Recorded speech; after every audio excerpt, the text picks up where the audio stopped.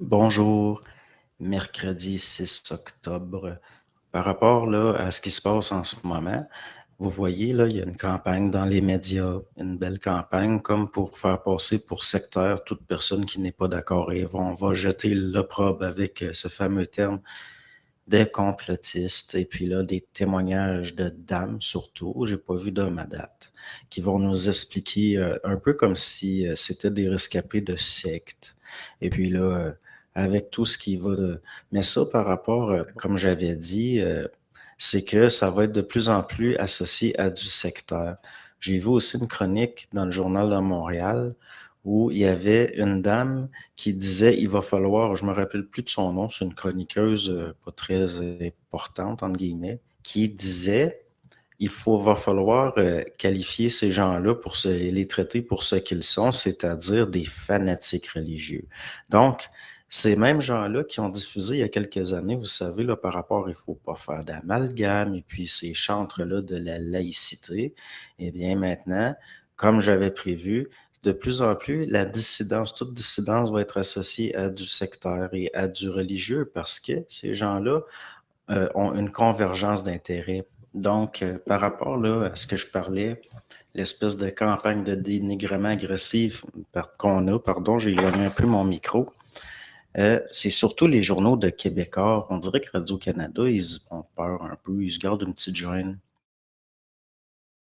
Par rapport à ce qui se passe cette semaine, je n'ai pas trop suivi là, en France ce qui se passe. Là, j'avoue, je n'ai pas regardé beaucoup. Il y a M. Tapi qui est décédé. Quelle grande perte. Je vais essayer de rester gentil, là. Il faut pas être irrespectueux envers les défunts. Mais moi, j'ai tendance à l'être beaucoup. Mais ça dépend du défunt. Quand quelqu'un est bien puis tout, ben moi, le summum du respect, c'est je n'en parle pas. En tout cas, c'est sûr qu'il y a des grandes pertes des fois, mais lui, Monsieur Tapi, je pense que c'était quelqu'un de bien, mais que jusqu'à un certain point, il a subi de l'influence.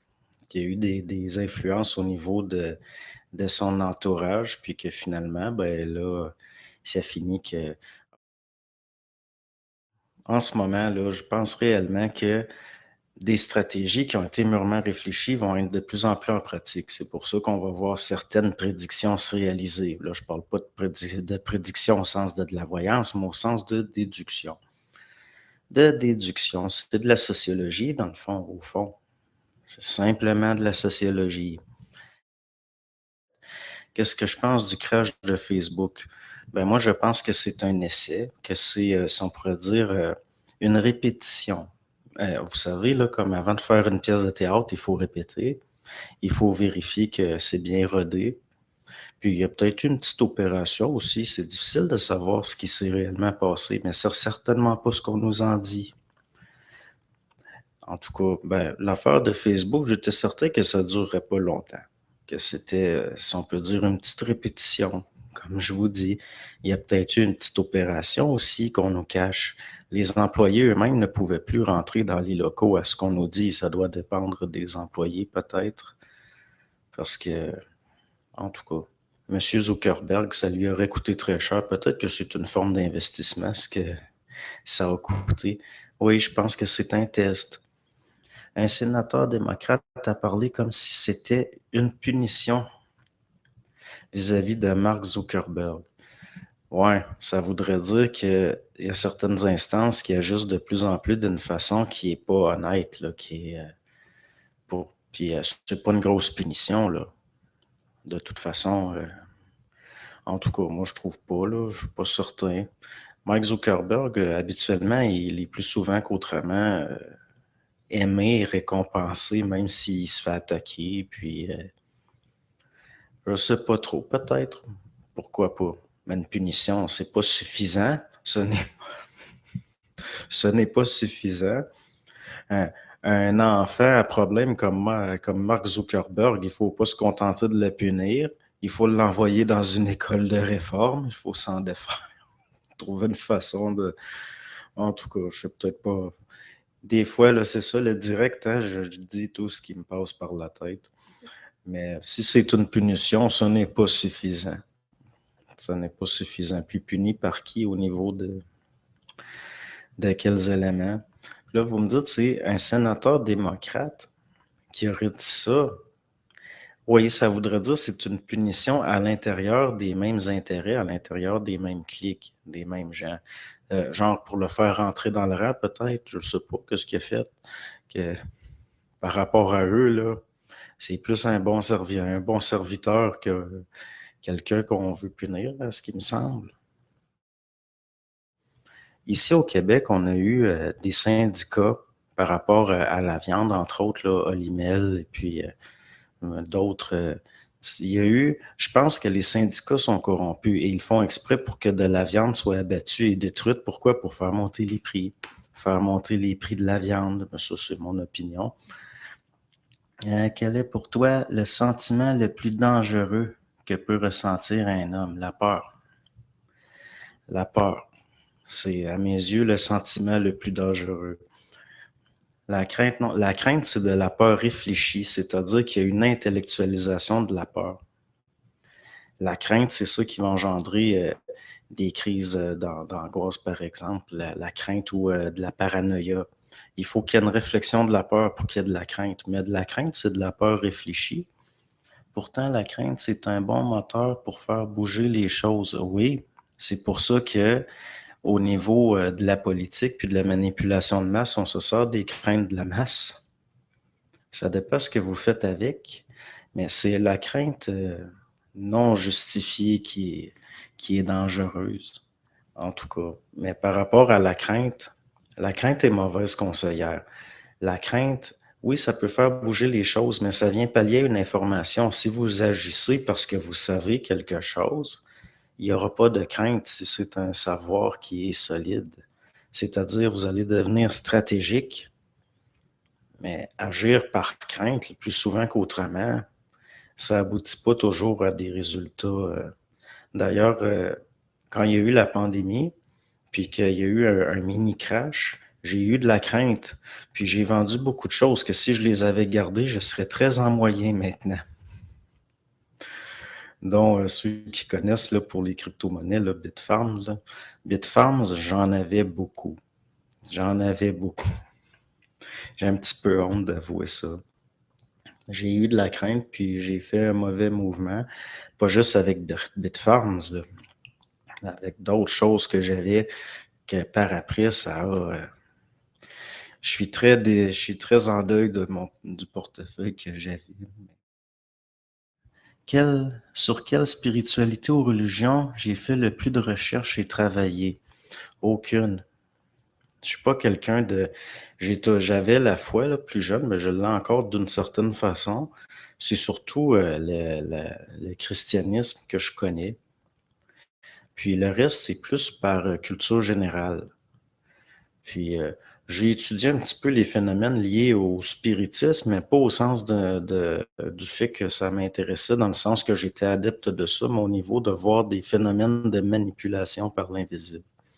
Vous savez qu'Alan Kardec, peu avant sa mort, a lui-même avoué qu'on ne peut pas faire confiance.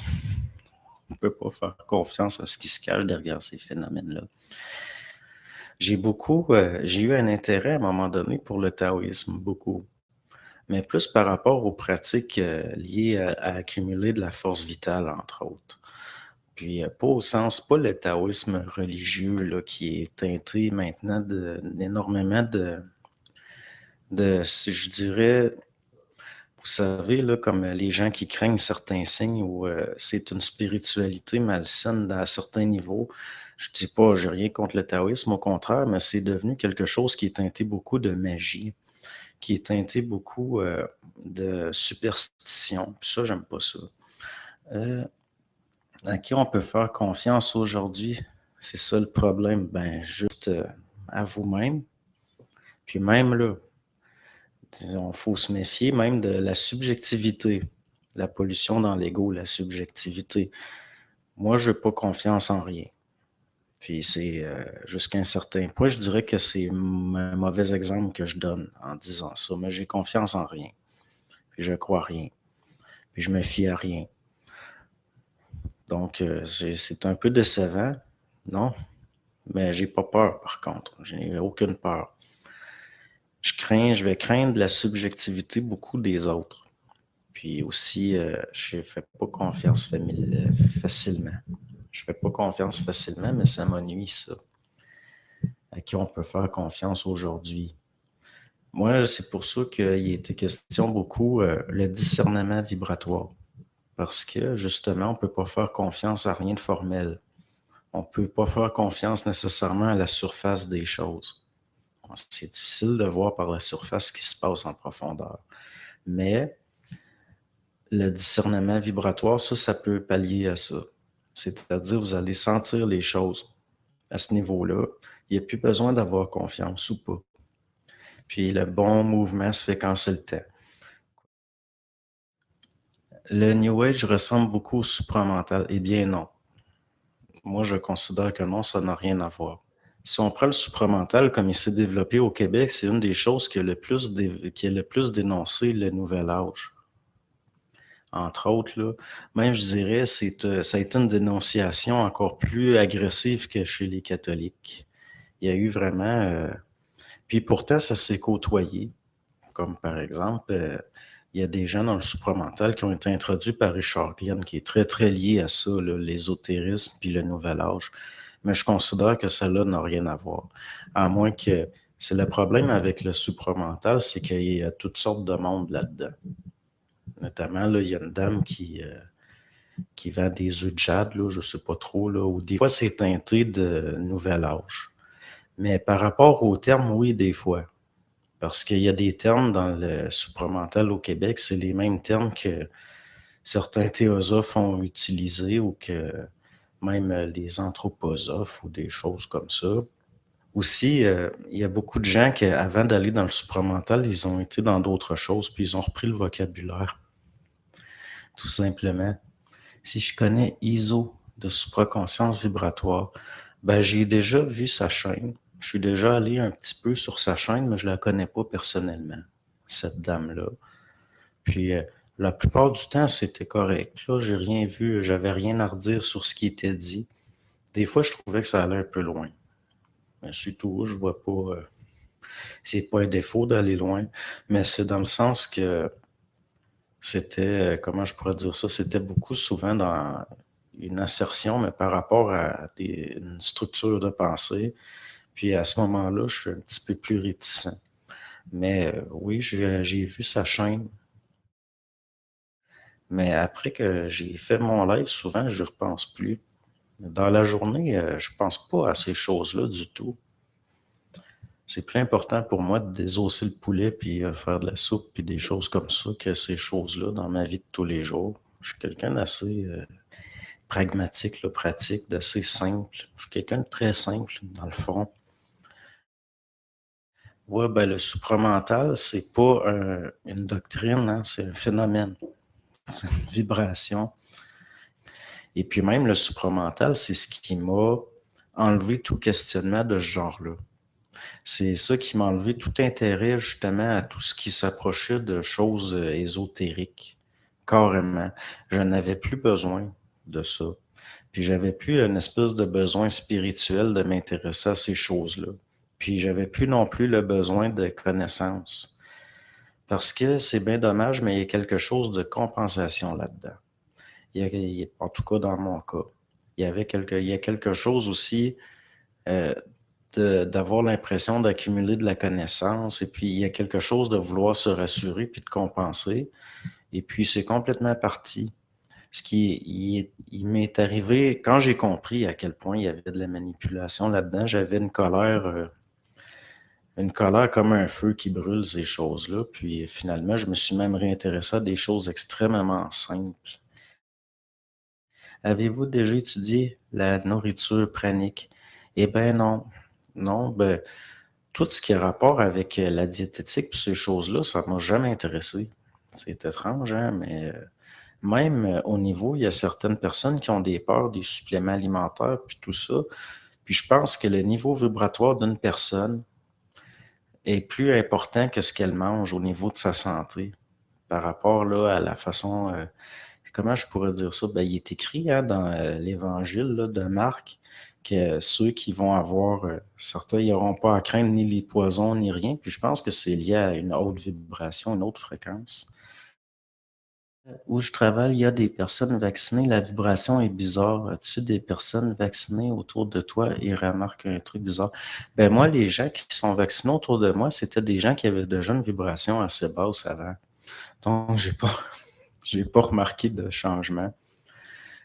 Quelqu'un qui a une haute vibration va être moins sensible, par exemple, aux infections. Ça, c'est quelque chose que j'ai constaté par rapport même à moi-même. Parce que quand il y a eu une dépollution chez moi d'intérêt par rapport à tout ce qui est mesmérisant, si je puis dire, là, comme la spiritualité, puis je parle de la spiritualité niaiseuse, là, si on peut dire, là, qui est un peu populaire, si on peut dire. Puis par rapport à tout ce qui est ésotérique, eh bien, j'ai eu immédiatement une santé beaucoup plus forte. Puis aussi le fait de ne pas penser à ces choses-là, puis de ne pas être accaparé par ces choses-là ou fasciné par ces choses-là, ça fait qu'il y a de l'énergie qui n'est pas mobilisée, qui reste. La pensée, quand on donne, quand on est mis en vibration par une forme, là, ça veut dire que nous avons de l'énergie qui la met en vibration. Il y a quelque chose qui part de nous. Il y a des gens là, qui sont fascinés par des formes spirituelles ou par des ambiances spirituelles, et puis finalement, ils deviennent dépendants de ça. Pourquoi? Parce qu'il y a quelque part une sorte de trafic d'énergie en circuit fermé. Puis ça devient un peu comme de la drogue. Même j'étais un grand mélomane. Un grand mélomane, j'aimais beaucoup la musique, même je composais, puis je jouais de plusieurs instruments. Puis du jour au lendemain, c'était comme une drogue pour moi, la musique. Puis du jour au lendemain, j'ai perdu toute fascination pour la musique. Peut-être parce qu'au niveau vibratoire, j'avais plus besoin. C'était plus la même chose. Puis, vous savez, là, la musique, même, je pense que Bernard avait dit, la musique va devenir une drogue. Mais une affaire que je me souviens qu'il avait dit à quelqu'un en privé, quelqu'un que j'ai connu qui est décédé, il disait les maudits Walkman, il va y avoir des Walkman partout. Il parlait les baladeurs là, avec des écouteurs. Puis ça, c'est dans les années fin 80, début 90 qu'il disait ça. Puis il disait, vous verrez plus tard, il y aura même plus de cassettes là-dedans, puis ça va être gros comme un carton d'allumettes. Puis finalement, après, il est venu les iPods puis ces choses-là. J'arrive plus à écouter de la musique. Ils supportent plus le bruit. Oui, puis vous remarquerez que ils nous mettent de plus en plus de musique partout. Il n'y a plus moyen d'aller magasiner sans voir de la musique. Pourquoi? Parce que les gens qui étudient dans la psychologie du marketing savent que ça crée des états seconds, puis les personnes sont plus portées à acheter. Tout est là pour voler de la présence, tout le temps. Même ici, là, avant, dans la ville où je suis, il y avait de la musique sur la rue juste dans le temps des fêtes, puis maintenant, il y en a tout le temps, tous les jours, tout le temps. Il n'y a pas moyen d'avoir la paix. Tout le temps de la maudite musique. J'aimais beaucoup tout ce qui était les instruments à clavier. Puis ça peut paraître surprenant, mais j'avais développé une certaine affection pour Couperin, Rameau. J'étais rendu assez, je sais pas, j'avais une culture musicale assez pointue. Puis il y a Wanda Landowska qui était mon interprète préféré, parmi mes interprètes préférés.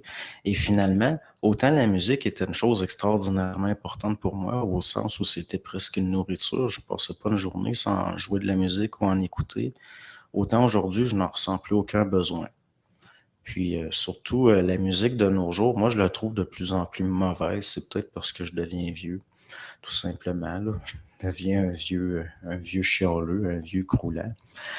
Les journées où j'ai moins d'énergie, là, ça me tape sur les nerfs. Comme là, aujourd'hui, je suis allé à l'épicerie, puis il y avait de la musique. Mais c'est de la musique, là, c'est la radio là, qui joue. Puis je viens, je m'attends, c'est pas long. Ça me tape sur les nerfs à un moment donné. Je trouve que c'est là pour nous voler de la présence, justement, nous mettre dans des états secondes pour acheter. Penses-tu que notre futur est déjà fait? Car je me suis vu pendant quelques minutes dans un corps différent avec un paysage technologique. Moi, mais ça peut être, si on peut dire, des formes oniriques mais éveillées. Mais je sais que le temps est une illusion parce que j'ai expérimenté avec ça. À un moment donné, j'ai réussi à savoir exactement quand l'électricité allait revenir chez moi. Il y avait plus d'électricité, puis j'en ai profité pour faire une expérience. Je me suis couché sur mon divan, puis je me suis mis dans un état, j'avais une habilité plus à me mettre dans des états seconds, puis je cherchais le moment dans le futur où l'électricité allait revenir. Puis je me suis vu en train d'ouvrir mon frigidaire pour prendre du lait dans mon frigidaire, puis dans la vision que j'avais, l'électricité revenait pendant que je faisais ça parce que j'ai vu la lumière du réfrigérateur s'allumer dans la vision.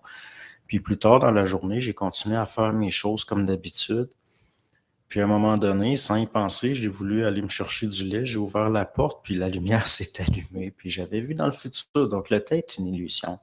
Il y a quelque chose, c'est nous qui sommes dans un espace-temps précis, mais nous sommes restreints, ça j'en suis persuadé. Qu'est-ce que vous pensez de graffiti de rue? Ben moi, je vois plus là-dedans des rites tribaux. C'est lié, je ne sais pas s'il y en a qui ont vu les études psychologiques faites sur les gangs d'adolescents, puis les rituels liés à ces groupes-là. C'est un peu comme des chiens. Si vous les laissez dans la rue à eux-mêmes, ils vont former des meutes. C'est pareil pour les micro-sociétés de jeunes. Aussi, c'est des micro-cultures, dans le fond, tout ce qui est proche de la petite criminalité de rue. Moi, pour moi, les graffitis de rue, c'est des rituels tribaux. Ça vient, à mes yeux, il y a quelque chose de tribal là-dedans. C'est lié à des rituels d'être laissés à eux-mêmes, qui ont besoin de mettre l'énergie dans des formes au niveau de se recréer des sociétés. Il y a des études que j'étais au courant qui commencent à être plus connues, là, comme l'étude, là, vous prenez une classe, puis il y a une ligne A, une ligne B, puis il y a toute la classe est complice, sauf le sujet de l'expérience, qui lui, il le sait pas, puis tout le monde va dire que la ligne la plus longue est la plus courte ou vice-versa, puis finalement, le sujet va se conformer. Par rapport là, à des études qui ont été faites comme ça psychologiquement, les études sur le comportement, le behaviorisme, puis ces choses-là, c'est appliqué. Toutes ces études-là sont, par rapport aux résultats, ils développent des techniques et c'est appliqué. C'est tout le temps appliqué, puis c'est partout tout le temps. C'est pour ça que de m'être beaucoup intéressé à la psychologie de masse, ça a fait que pendant des années, j'ai été dans une colère terrible. Parce que je passais pas une seule journée sans voir de ces techniques-là appliquées sur les populations d'une façon hypocrite. Ça m'a toujours mis en colère. Mais même encore aujourd'hui, j'ai encore une colère, mais ça finit par s'atténuer parce qu'aujourd'hui, j'ai intégré le fait que c'est factuel puis que c'est comme ça. Mais au moins d'en être conscient, de le voir. Ça, j'ai fini par l'accepter, si je peux dire, là, pas dans le sens que je suis d'accord, mais dans le sens que je mobilise plus d'énergie à être psychologiquement en colère contre ça. On est des petites souris blanches dans un labo à ciel ouvert. Ils font des expériences sur l'homme. Ben, vers 2016-2017, il y a des gens qui l'ont diffusé. Ça doit être encore disponible. J'avais fait une espèce de montage, une espèce de clip avec de la musique qui s'appelait Le Tango des âmes. C'est vers 2017. Et puis, je l'avais fait en vraiment pas long. J'avais fait une recherche d'images, j'avais fait un montage extrêmement rapidement, puis j'avais mis une musique que j'aimais, là, un vieux tango polonais des années 30. Et finalement, il y a dedans tout, là, tout ce qui allait arriver dans les prochaines années. Puis j'avais fait ça intuitivement. Puis dedans, je le montre bien que nous sommes des petites souris. Puis je montrais des petites souris qui se font injecter des choses, puis après, les petites souris sont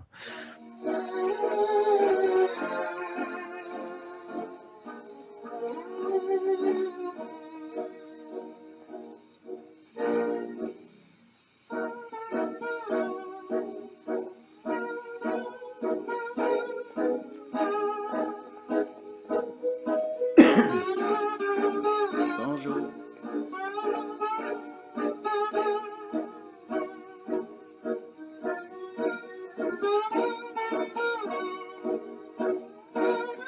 Celui ici, c'est un juge.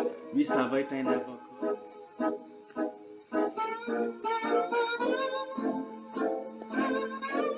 Bon, bonjour.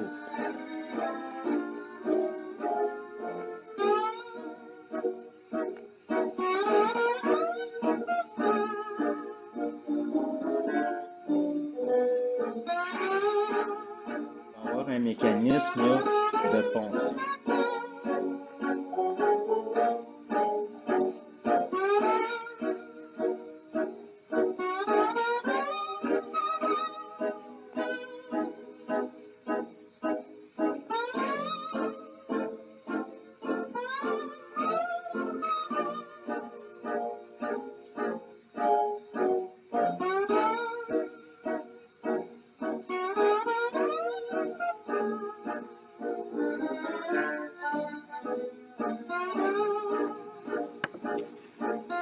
Qui est parfait, là, vous voyez où les genoux pliés entre deux sphères.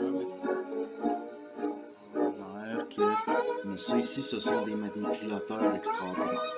Ce sont des manipulateurs extraordinaires, puis le but, c'est de ne pas atteindre.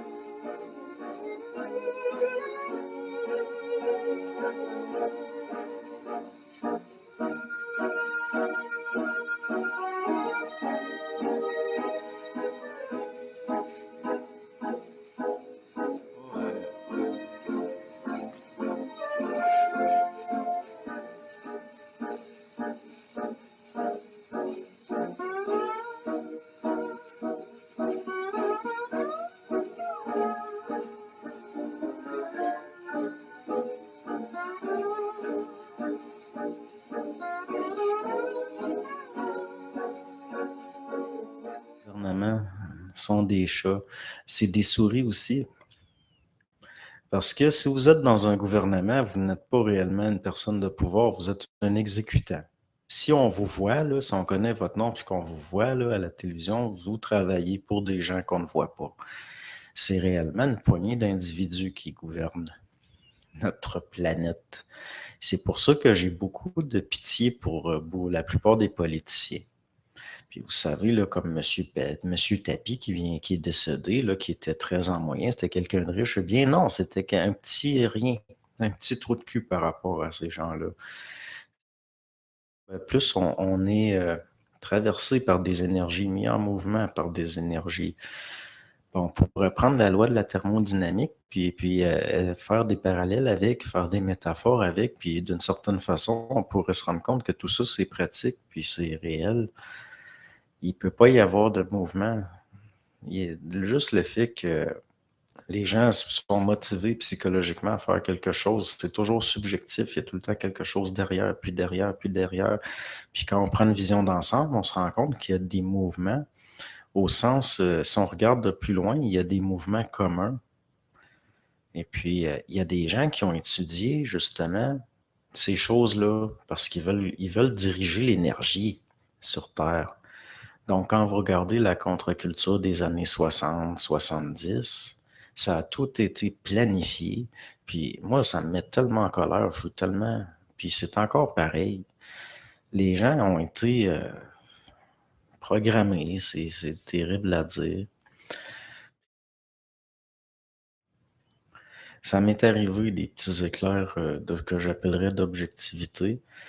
Mais à ce moment-là, ce que je vois par après, quand je retourne dans un état normal, moi, je me rappelle pas de tout. Parce que probablement que mon ego le prendrait pas ou est pas capable de...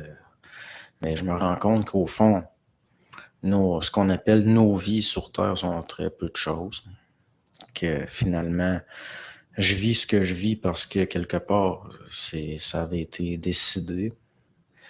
C'est spécial, les gens se plaignent de leur vie, ils se plaignent de leurs conditions, alors que quelque part, ce qui est à leur source a choisi sciemment de vivre ça. Ça peut sembler terrible de dire ça, mais pourtant, il semblerait que oui, il y a quelque chose, je voyais quelque chose, puis je l'ai perdu. C'est fugace, ces choses-là, et je voulais dire quelque chose, puis je l'ai perdu.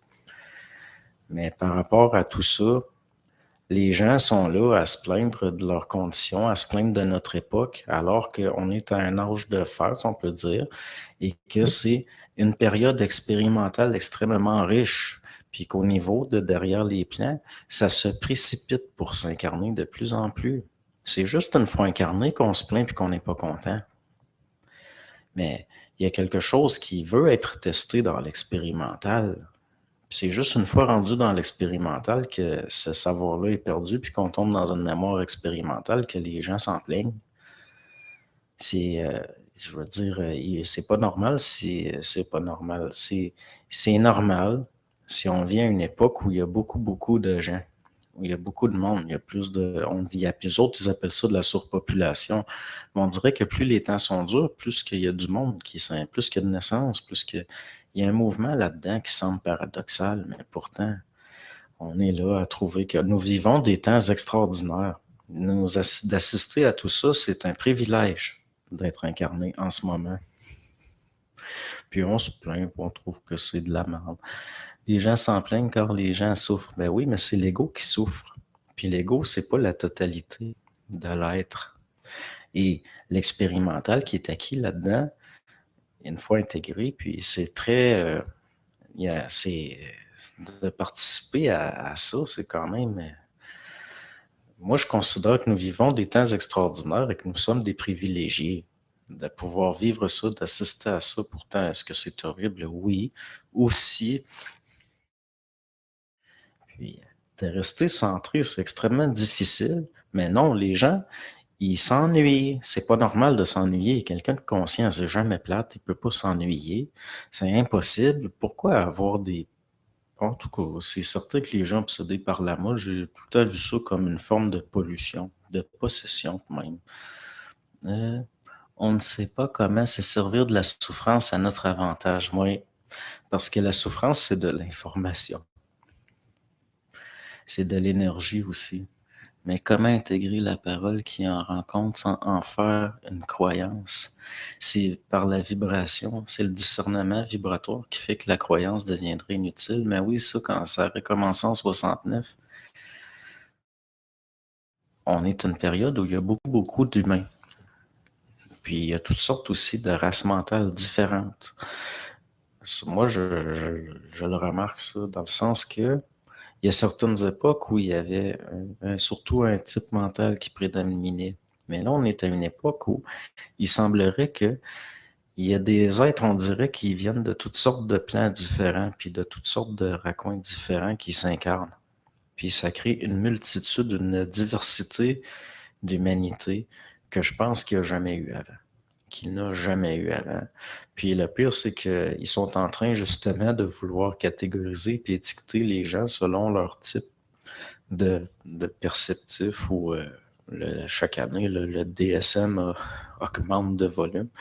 Mais j'ai l'impression qu'il y a de plus en plus de types mentaux différents, qu'il y a de plus en plus de races mentales différentes, qui est en train de s'incarner sur Terre des types d'êtres qui avaient jamais été humains avant, qui avaient jamais, même peut-être même que nous avons affaire des fois à des êtres qui, au niveau là, de leur mémoire énergétique, ne se sont jamais incarnés avant dans la matière. Ben, c'est vrai qu'il y a des gens, des fois, on se demande si c'est du monde, si c'est pas des machines, carrément. Il y a même des fois, ça m'est arrivé de côtoyer des gens, je me demandais si c'était pas au fond des espèces de programmes, un peu comme si leurs yeux étaient deux caméras, leurs oreilles deux micros, puis que c'était des sondes qui ramassaient de l'énergie pour de l'information pour leur monde à eux. Il y a du monde qui disent qu'il existe des gens sans âme. Ça vous dit quelque chose? Non. Parce que pour s'incarner, il faut qu'il y ait un véhicule intermédiaire qu'on appelle l'âme. Ça, je vois revenir là, les anciennes formes spirituelles qui voyaient l'âme d'une façon spirituelle. Quelqu'un qui n'a pas d'âme, il ne peut pas être incarné, il meurt. Parce que âme, ça vient d'animos qui anime les corps. Donc, tu sais, quelqu'un qui viendra au monde sans mémoire, sans rien, l'âme, c'est aussi la mémoire. C'est pas pour rien que dans le monde de ceux qui ont la croyance des réincarnations, il y a l'âme, il réoublie à chaque incarnation, mais c'est par l'âme qu'il y aurait de l'information de vie passée qui passe. C'est comme animaux, même les animaux ont une âme. Ben, souvent, c'est des âmes collectives. Esprit plutôt sans esprit, oui. Ça, oui. Ben oui, même si c'est une majorité. Il y a un esprit, mais il y a une coupure. il y a une coupure de contact avec l'esprit. Zuckerberg, moi, je le pense assez fragile. J'ai l'impression des fois, je l'avais vu là, en entrevue, puis il devient nerveux facilement. Puis quand il est interrogé devant le Congrès aussi, là, il devient, on dirait un petit enfant là, qui est pris sur le fil, là, puis qui devient nerveux. Puis on a affaire à des gens qui sont pas si... c'est souvent lié par de la programmation de l'entourage, entre autres. Puis faut pas non plus être manquer trop d'empathie. Parce que c'est quand même pas des monstres, là, c'est des humains, mais disons qu'une mauvaise graine va mal grandir dans un mauvais terreau. Puis c'est souvent lié au milieu, puis Zuckerberg, son milieu est assez spécial d'où il vient, puis sa mère, puis pauvre lui, ben, j'ai une certaine compassion quand même. Je voudrais pas être à leur place. Je voudrais pas être à sa place. Moi, des fois, c'est drôle, hein, mais on se sent bien d'être de ne pas être à la place de ces gens-là. Prenez là, les membres de la famille royale en Angleterre, c'est l'enfer. Ces gens-là n'ont pas de vie. C'est horrible, je veux dire. C'est déplorable. Ça fait pitié. J'ai le soleil qui me cache. Moi, en 69, j'étais pas là. Puis en plus, je veux dire, c'est le passé. Il y a des dates importantes à venir. 69. Ben oui, il serait. Aurobindo avait dit que ça commencerait là. Puis c'est là que Bernard, qui était à l'époque, semble-t-il, étudiant en anthroposophie à Albuquerque, au Nouveau-Mexique, aurait eu son premier contact. Ça aurait été violent, dans le sens que il y aurait eu une perte d'une dépersonnification égoïque, puis il y aurait eu un contact fait avec des initiateurs systémiques, puis ça avait l'air d'avoir été violent. Mais moi, j'aime pas ça, penser à ça, à cette année-là, puis à ce que d'autres ont vécu cette année-là, parce que ça me fait me poser beaucoup de questions. Parce que c'est exactement à l'époque où, au niveau des étudiants en anthropologie, il y avait des expériences faites avec des drogues, notamment des drogues chamaniques, là. Si je tombe immédiatement dans l'intellect de me demander si Bernard a pas pris quelque chose, puis je le sais que je vais pas me poser la question, puis que c'est pas important. Qu'est-ce qui est arrivé à Bernard quand il était étudiant en anthropologie au Nouveau-Mexique? Ça, je le sais pas. C'est juste qu'il est revenu à Montréal avec une conscience puis une mémoire modifiée, que ça a été extrêmement difficile. Puis, c'est drôle, je l'ai pas vécu, mais moi, à mes yeux, c'est comme si c'est des mauvais souvenirs. Pourtant, je l'ai pas, mais c'est une vibration d'expérimental dur. Puis, aussi, ça me met en colère. Ça me met en colère pourquoi? Parce que c'est l'époque où la CIA synthétisait du LSD, on distribuait ça dans les universités, c'est passé par des professeurs d'anthropologie. C'est dans les temps où ils ont fait des expériences dégueulasses avec notamment là, Théodore Kaczynski, là, le mathématicien qui est devenu fou, qui s'est coupé de la société, puis que c'est des choses qui me mettent très, très en colère.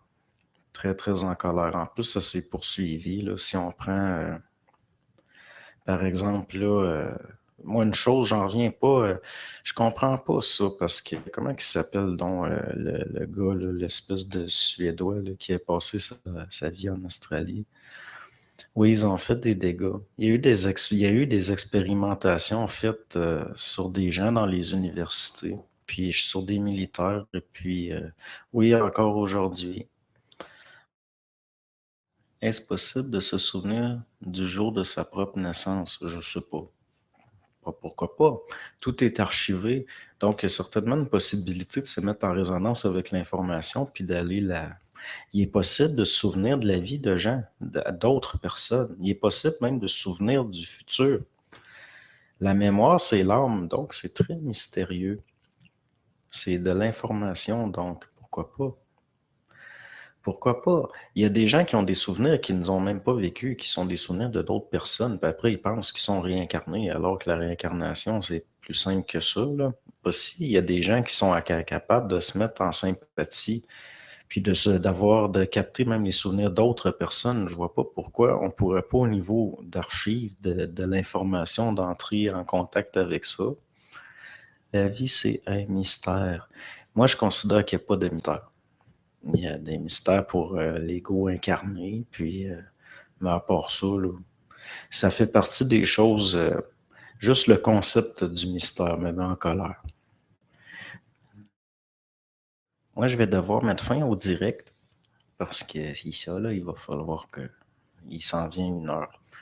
Mais ça a été quand même plaisant. Je pensais pas en faire un aujourd'hui. C'est un addon. Ça a donné comme ça. C'est rare qu'il y ait personne ici. Y a rien. Ah ben là, je le sais pas. Moi, je considère que je suis pas un mystère. Pas du tout, même pas assez peut-être.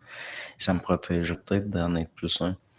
Mais découvrir, c'est enlever quelque chose qui recouvre. Donc, ça revient au même, mais là, il faut voir ça au niveau là, horizontal. Donc, c'est vraiment dévoiler plus que de soulever.